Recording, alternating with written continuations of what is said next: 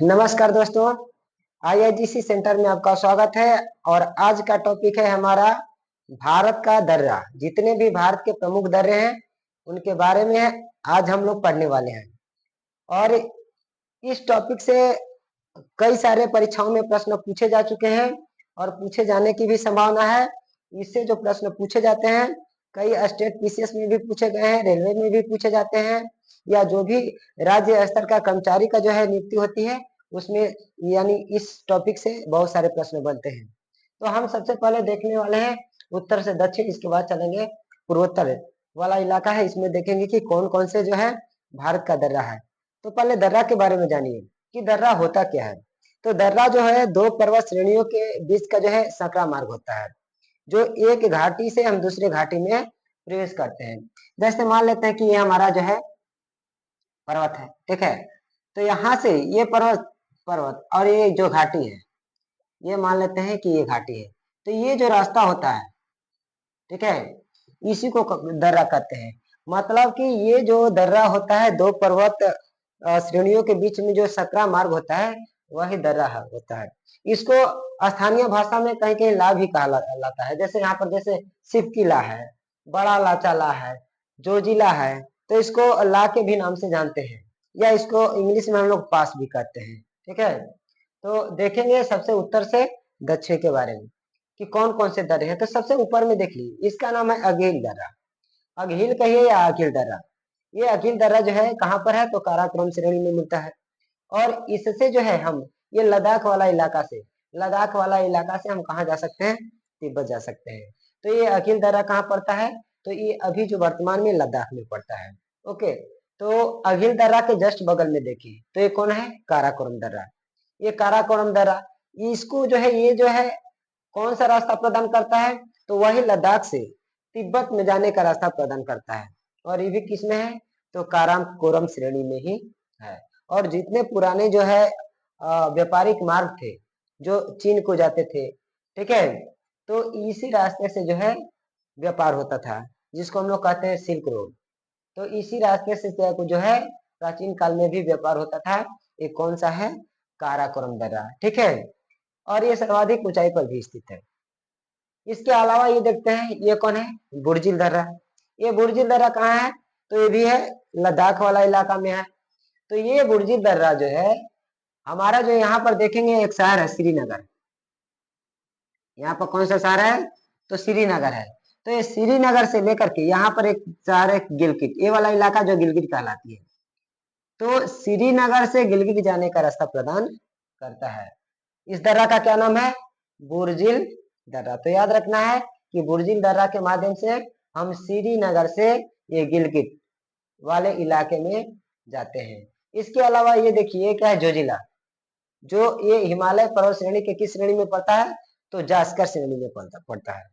ये जोजिला दर्रा है, ये कहां से कहां तक जो है मार्ग प्रदान करता है, तो याद रखना है कि ये श्रीनगर और यहाँ पर लेह, ठीक है, यानी भारत का 1A जो राष्ट्रमार्ग है यही से होकर गुजरता है, जोजिला दर्रा। तो ये श्रीनगर से लेह जाने का जो है मार्ग प्रदान करता है। और ये भी कहाँ पड़ता है, लद्दाख वाला इलाका में पड़ता है, ठीक है। तो हम यह लद्दाख वाला इलाका में चार को देखिए, अघिल दर्रा, काराकोरम दर्रा, बुर्जिल दर्रा और यह है जोजिला दर्रा। इसके अलावा एक और दर्रा है, केसपांग है, केसपांग दर्रा, ठीक है। तो इस केसपांग दर्रा से का जो है लद्दाख से, ठीक है, लद्दाख से तिब्बत जाने का जो है रास्ता मिलता है हमको। तो लद्दाख से तिब्बत जाने के लिए हम कौन कौन सा रास्ता का ढूंढ सकते हैं, तो देख लेते हैं। ये है काराकोरम, ये है केसपांग, ठीक है, केसपांग। इसके अलावा यहाँ पर एक और दर्रा है जिसको कहते हैं थांग। क्या कहते हैं, थांगला। तो याद रखना है कि आपको लद्दाख में जो जो दर्रा है तो कौन कौन है, अघिल है, काराकोरम है, बुर्जिल है, जोजिला है और केसपांग है और थांगला है। ये सारे जितने अभी दर्रे बताए ये सब कहाँ पड़ता है, लद्दाख में पड़ता है। और इसी जोजिला दर्रा को काटते हुए हमारी जो सिंधु नदी जो तिब्बत से निकल करके कहाँ आती है, यानी भारत में आती है। यार भारत में कहाँ पर प्रवेश करती है, तो अब पिछले वीडियो में आपको बता चुके हैं कि भूंज भूंज नामक स्थान पर जो है लद्दाख श्रेणी को काट करके भारत में प्रवेश करती है। फिर जोजिला को काटते हुए कहाँ चली जाती है, ये पाकिस्तान की ओर चली जाती है। तो इस जोजिला दर्रा से होके ही जो है सिंधु नदी प्रवाहित होती है। अब उसके नीचे में हम देखेंगे थोड़ा कश्मीर वाला इलाका में, तो कश्मीर वाला इलाका में एक देखिए पीर पंजाल है, ठीक है। तो पीर पंजाल जो है दर्रा जो है पीर पंजाल श्रेणी में है। और ये कहाँ से कहाँ तक जो मार्ग प्रदान करता है, तो ये कुलगांव से कोठी दो जगहों को जोड़ता है। यानी कुलगांव से अगर कोठी हमें जाना है या कोठी से कुलगांव जाना है, तो हम पीर पंजाल होकर ही जाएंगे। ओके, इसके नीचे में देख लीजिए और कौन है, बनिहाल। तो बनिहाल दर्रा कहाँ से रास्ता प्रदान करता है, तो आपको मालूम होगा कि अगर इस दर्रा से यानी हम जम्मू से लेके अगर श्रीनगर जाना चाहते हैं, तो जम्मू से लेके श्रीनगर तक जो है जाने का रास्ता जो कौन पड़ता है, बनिहाल जो दर्रा प्रदान करता है।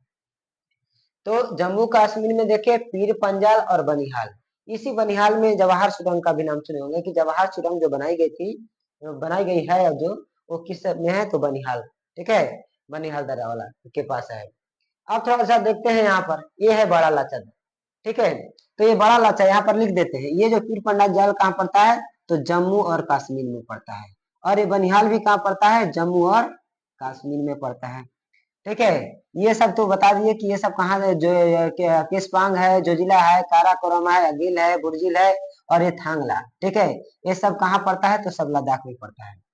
बड़ा लाचा देखिए ये पड़ता है हिमाचल प्रदेश में। कहाँ पड़ता है, हिमाचल प्रदेश, HP, हिमाचल प्रदेश में पड़ता है। और ये जो है कहाँ से कहाँ तक हमको मार्ग प्रदान करता है, तो हिमाचल प्रदेश में मनीला से लेकर के अगर हमको लेह जाना है, तो मनीला को लेह से जोड़ने वाला मार्ग जो है दर्रा जो है, ये कौन दर्रा है, बड़ा लाचा ला। इसको क्या बोलते हैं, बड़ा लाचा ला बोलते हैं, क्योंकि बताए थे कि स्थानीय इस वाला इलाका में स्थानीय जो है भाषा में दर्रा को ला ही बोला जाता है। इसके अलावा है हिमाचल प्रदेश में एक और दर्रा है जिसको कहते हैं, ठीक है, सिपकिला दर्रा। तो ये सिपकिला दर्रा से सुने होंगे, आपको पिछले वीडियो में बताए थे कि इसी दर्रा से होकर के कौन सी नदी बहती है, सतलज नदी बहती है, ठीक है। जो तिब्बत के बताए थे कि तिब्बत से निकल करके आती है और भारत में प्रवेश करती है, तो सिपकिला दर्रा से ही होके प्रवेश करती है और अंततः कहाँ चली जाती है, ये पाकिस्तान में चली जाती है, जो कि सिंधु नदी में जाके मिल जाती है। तो ये सिपकिला दर्रा से होकर के हम जो है यानी शिमला से, ठीक है, शिमला से होकर के कहाँ जा सकते हैं, तिब्बत की ओर जा सकते हैं, ठीक है। जिसमें हो सकता है कि हम लोग कैलाश या मानसरोवर की यात्रा पर जाएं, तो इस रास्ता से होकर के जा सकते हैं। तो ये सिपकिला दर्रा कहाँ से जुड़ता है, तो शिमला को यानी इधर तिब्बत से जोड़ता है। अब चलिए चलते हैं रोहतांग दर्रा, ठीक है, रोहतांग दर्रा। तो रोहतांग दर्रा कहाँ है, तो रोहतांग दर्रा भी हिमाचल प्रदेश में है। तो ये रोहतांग दर्रा से कहाँ से जुड़ेगा, तो ये मनीला से।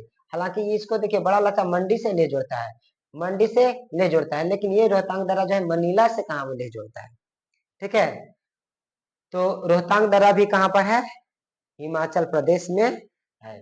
उसके बाद देख लीजिए यहाँ पर, यह है आपका उत्तराखंड, ठीक है। तो उत्तराखंड में माना दर्रा, नीति दर्रा, लेपुलेख दर्रा, धर्मा दर्रा, ये सब जो दर्रे हैं किस हिमालय में पड़ते हैं, तो कुमायूं हिमालय में पड़ते हैं। और इन सभी दर्रों से यानी हम यानी उत्तराखंड से कहाँ जा सकते हैं, मानसरोवर या कैलाश की तरफ जा सकते हैं, जो कि तिब्बत में पड़ता है।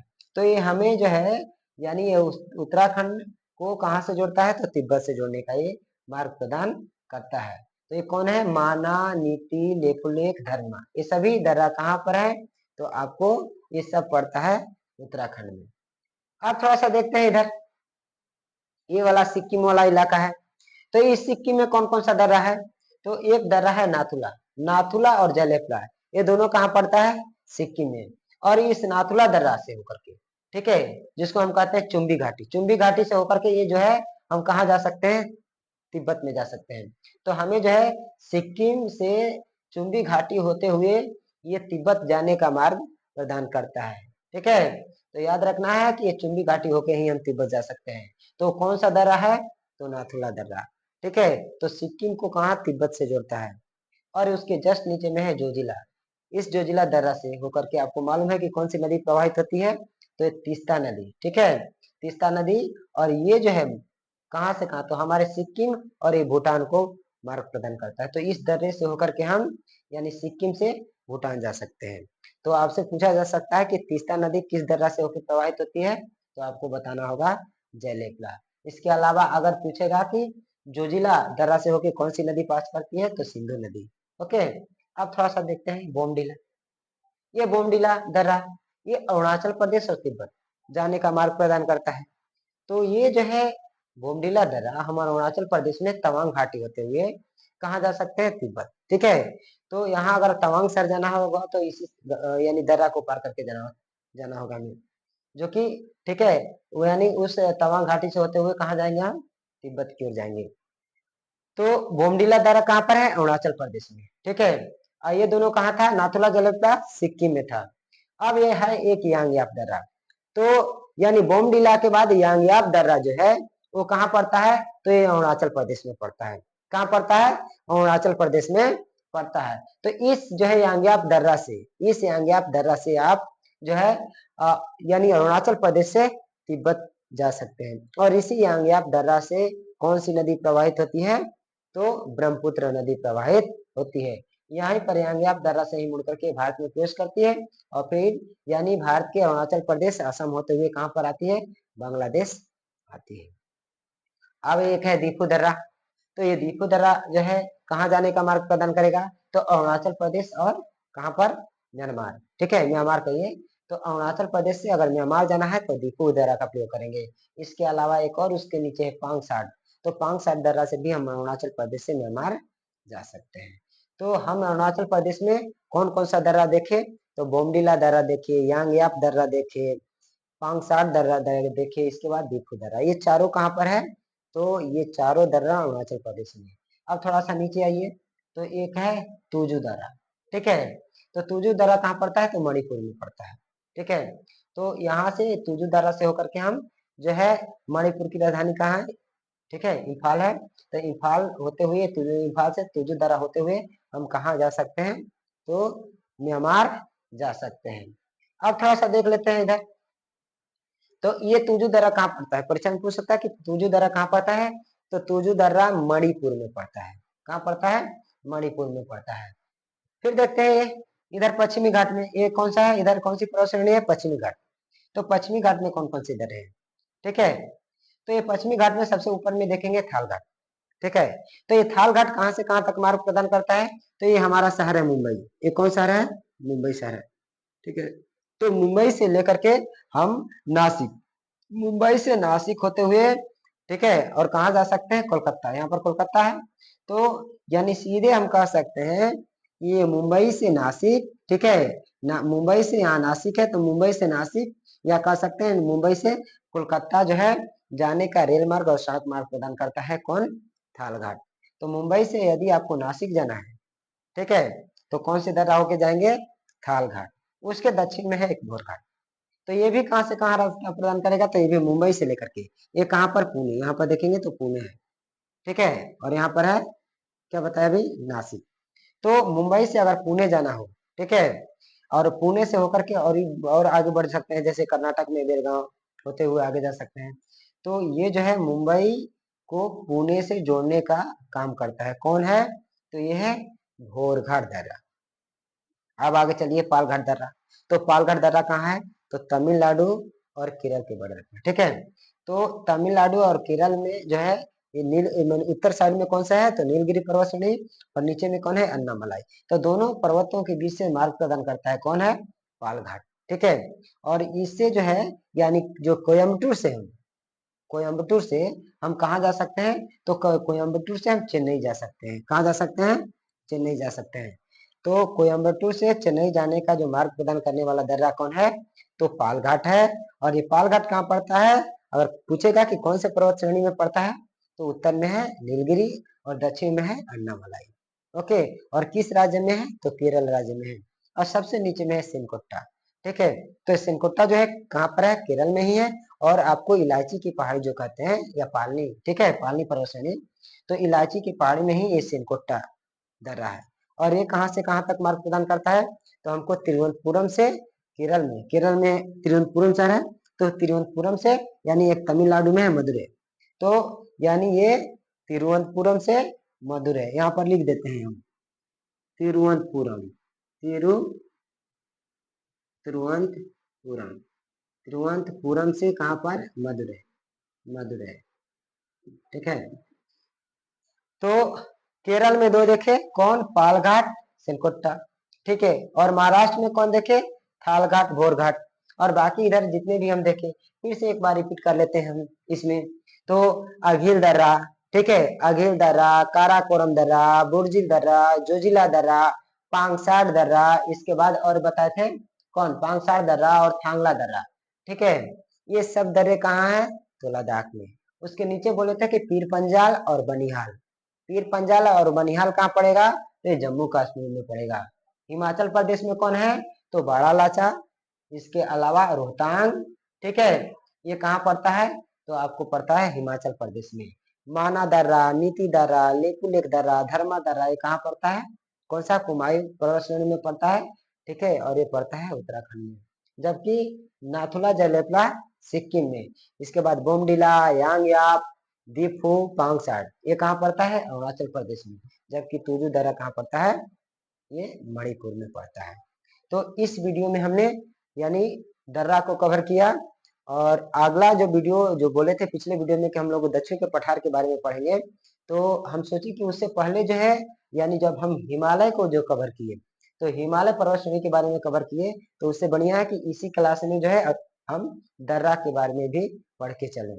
और नेक्स्ट जो वीडियो होगा क्लास का, वो होगा यानी दक्षिण भारत की जो भी पठारी भाग है उसके बारे में पढ़ने वाले हैं। ठीक है, धन्यवाद।